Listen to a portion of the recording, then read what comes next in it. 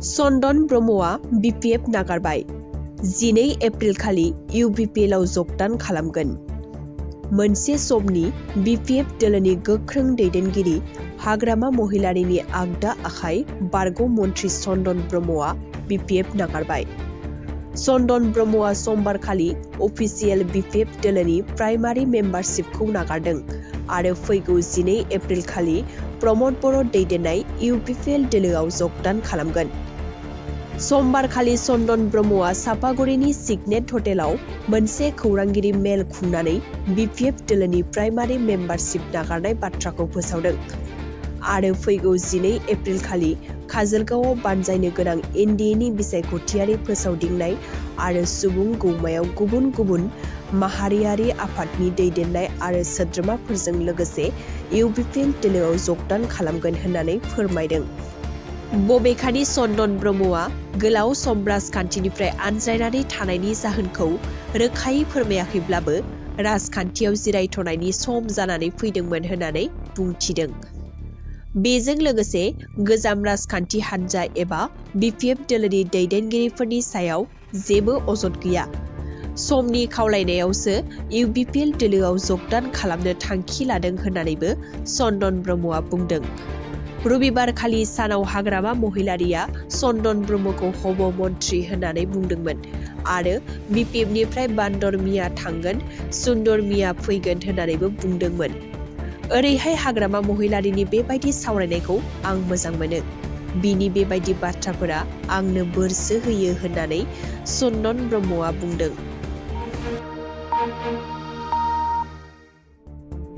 अराङाव गिख्रंथाव लामा जाब्रबथाय, नखरसेनिनो 3 सुबुंनि जिउ खहा। अदालगुरि जिल्लानि अरांनि 15 नं राजा लामायाव गिख्रंथाव लामा जाब्रबथाय जानायाव नखरसेनिनो 3 सुबुङा जिउ गोमादों। रबिबार खालि हराव अरां पुलिस थानानि मोखाङावनो जादों बे गिख्रंथाव जाब्रबथाया। जाब्रबथायाव जिउ गोमानाय नखरसेनिनो 3 सुबुंखौ मिसामारि गुरुबान्दानि थागिबि आरो आसाम राइफलनि जुवान सुभाष उरां, बिसि अर्चना प्रजा उरां आरो 2 बोसोर बैसोनि फिसाजो अनन्या उरां होननानै सिनायथिनो हादों। मिथिनो हानाय बादिब्ला तेजपुर गुरुबान्दानिफ्राय अरां साहा बागान फारसे फैनाय सुभाषमोननि AS12Y 2263 नम्बरनि गंसे ग्रेड I10 गारिया अरां थाना मोखाङाव लाखिना दोननाय WB11D 3705 नम्बरनि कन्टेनाराव सौग्राव फैयो। बे जाब्रबथायाव I10 गारिया दाब्ले जानानै कन्टेनार सिङाव हाबदों। बबेखानि बे गिख्रंथाव लामा जाब्रबथायाव सुभाष उरां आरो अर्चना प्रजा उरांआ जाथाइसालियावनो जिउ गोमानायजों लोगोसे अनन्या उरां आरो गुबुन 2 सुबुङा गोब्राब जखम जादों। बे जाथायनि उनाव जायगानि सुबुंफोरनि मददाव बिसोर 3खौ बोखांनानै अरां सिभिल हस्पिटालाव लांनाय जादोंमोन आरो साबसिन फाहामथायनि थाखाय हरनि समावनो तेजपुर मेडिकेल कलेज हस्पिटालाव दैथायहरनाय जायो। नाथाय सुभाष उरां आरो अर्चना प्रजा उरांनि 2 बोसोर बैसोनि फिसाजो अनन्या उरांआबो देहा फाहामसालियावनो जिउ नागारो। दुमदुमायाव 2 लाइमोन सेंग्रा सिख्लाया जयै फासि नांना थैदों। 2 लाइमोन सेंग्रा सिख्लाया फांसे दंफाङावनो फासि नांनानै जिउ फोजोबना लानाय जाथाया दुमदुमा ओनसोलाव बयखौबो सोमोनांहोदों। तिनिसुकिया जिल्लानि दुमदुमा सामदां बागानाव जादों बे सोमोनांथाव जाथाया। मिथिनो हानाय बादिब्ला बागाननि गोदान लाइननि 19 बोसोर बैसोनि सायाम प्रजा आरो 21 बोसोर बैसोनि संगिता भुमिस मुंनि सिख्लाया फांसे दंफाङावनो गोदोनायाव दौलें लगायनानै जिउ फोजोबना लादों। समबार खालि बिसोर 2निबो गोथै सह'खौ बोखांनो हादों जायगानि सुबुंफोरा। नाथाय मा जाहोननि थाखाय बै 2 लाइमोना बेबायदि खालामखो बेनि बागै मिथिनो हानाय जायाखै। अब्लाबो 2जों मोजां मोनलायनायनि जाहोनखौ लानानैनो बे जोबथा थांखिखौ जयैनो लादों होननानै सन्देह खालामनाय जादों। बे जाथायनि बागै खौरां मोननाय लोगो लोगो जायगानि पुलिसा जाथाइसालियाव थांनानै 2निबो गोथै सह'खौ बोखांना पस्टमर्टेम आनजाद नायनो दैथायहरो आरो बे जाथायनि सायाव नायबिजिरनो जागायो।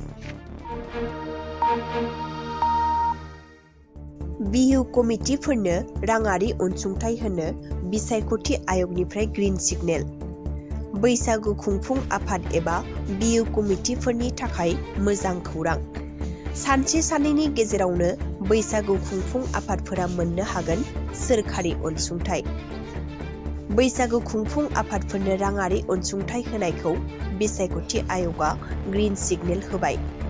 मख'नो गोनांदि देग्लाय लकसभा बिसायख'थिनि मडेल कड अफ कन्डाक्ट सोलिनायनि थाखाय रायजो सोरखारा बैसागु खुंफुं आफादफोरनो राङारि अनसुंथाइ होनो हायाखै।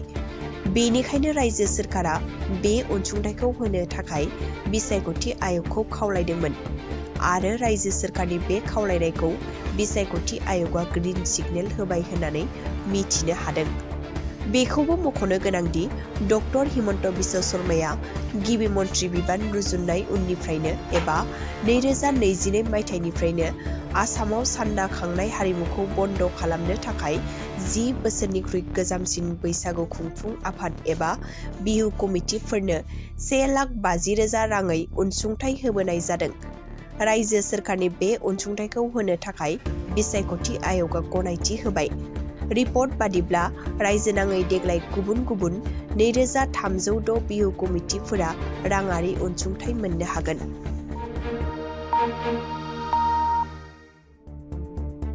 एपिएससि केलेंकारि सा 30 आनजाद नायदिंगिरिफोरखौ सिआइडिआ जेरा खालामगोन। आसाम पाब्लिक सार्भिस कमिसन सुंद'यै एपिएससि केलेंकारिनि सायाव नायबिजिरनाया सोलिगासिनो दं। थांनाय समफोराव एपिएससि केलेंकारिजों लोब्बा थानाय अफिसारफोरखौ सासपेन्ड खालामनानै जोबथेसालियाव दैथायहरनायनि उनावबो नायबिजिरनाया जोबनानै फैयाखै। बेनि गेजेरावनो सा 30 आनजाद नायदिंगिरिफोरनि हेंथायै समान जारि खालामदों होननानै मिथिनो हादों। बे खेबाव एपिएससि केलेंकारिखौ नायबिजिरनाय एसआइटिआ जेरा खालामगोन सा 30 आनजाद नायदिंगिरिफोरखौ। 2013 मायथाइनि एपिएससि आनजादनि केलेंकारिनि बागै सा 30 आनजाद नायदिंगिरिफोरखौ सोंथि सोंगोन। मिथिनो हानाय बादिब्ला समबारखालि फुंनि 11:30 रिंगासिम सा 30 आनजाद नायदिंगिरिफोरनि गेजेरनि सा 5 सोद्रोमाया सिआइडिनि मावख'आव फैनानै हाजिर जाफैदों। बै सा 5 आनजाद नायदिंगिरिफोरा जादों बिपुल गगৈ, अभिजित बरा, भुपेन्द्र तालुकदार, अन्जन शर्मा आरो ज्योतिराज पाठक। तामुलपुराव हाग्रानि मैदेरनि उदखार, गंनै नखरा थेर-बेथेर। तामुलपुर जिल्लानि भारत-भुटान सिमायारि ओनसोलनि पुब गुवाबारियाव हाग्रानि मैदेरनि गाग्लोबनायाव मोननै नखरा थेर-बेथेर जादों। हाग्रानि मैदेरनि बे गाग्लोबनायाव कृष्णमाया भान्डारी आरो नर बाहादुर भान्डारी मुंनि सानै सुबुंनि सोरखारि न'आ थेर-बेथेर जायो आरो बे मोननै नखरनि सुबुंफोरा खुनुरोखोमै जिउ रैखा मोननो हायो। मिथिनो हानाय बादिब्ला रबिबारखालि हराव हाग्रानिफ्राय ओंखारबोनाय मैदेर फालोनिफ्राय गावस्राना फैनाय मासे मैदेरा गामियाव हाबफैना उदखार खालामफैयो आरो कृष्णमाया भान्डारी, नर बाहादुर भान्डारीनि न'आव गाग्लोबना थेर-बेथेर खालामो। बेनि अनगायैबो माइ-माइरं, मैगं-थाइगंफोर जालाङो। बे जाथायनि बागै खौरां मोननायनि उनावनो समबारखालि फुङाव बिटिआरनि इएम धर्म नारायण दासआ जाथायसालियाव थांनानै खौरां लाहैयो। घनश्याम दासखौ इएम मासिनिफ्राय बोख्लायनायनि हेंथायै बर' सुरक्षा कमिटिनि बिजाथाइ। थांनाय 6 एप्रिल खालि रायजो बेंगिरिनि बिथोन बादियै बिटिआर आबाद बिफाननि इएम घनश्याम दासखौ मासिनिफ्राय बोख्लायनाय जादों। बेनि उनाव समबारखालि बर' सुरक्षा कमिटिया गोख्रों बिजाथाइ होदों। मख'नो गोनांदि बिटिसिआव रायजो जानाय 20 लाख बर' सुबुंफोरखौ थगायनायनि फिननायखौ फैगौ लकसभा बिसायख'थियाव होगोन होननानैबो बर' सुरक्षा कमिटिया हुमखि होदों। घनश्याम दासखौ मासिनिफ्राय बोख्लायनाया सोरखारनि मोनसे सोलो। जों घनश्यामजों लोगोसे दं। घनश्याम दासखौ इएमनिफ्राय बोख्लायदों। गुबुन फारसे एमपि नबकुमार सरनियानि हारिनि फोरमानलाइखौ केन्सेल खालामदों। सोरखारा जुदि बेबायदि खामानि मावबाय थायो, जों जिरायना थाया। जिएसपि दोलोजों लोगोसे जों माखासे गोरोबथायाव दं। बिटिसिनि 22 लाख बर' सुबुंफोरजों लोगोसे जों दं होननानै बर' सुरक्षा कमिटिनि नेहाथारि माधव राजबंसीया मुसलपुराव बुंदों।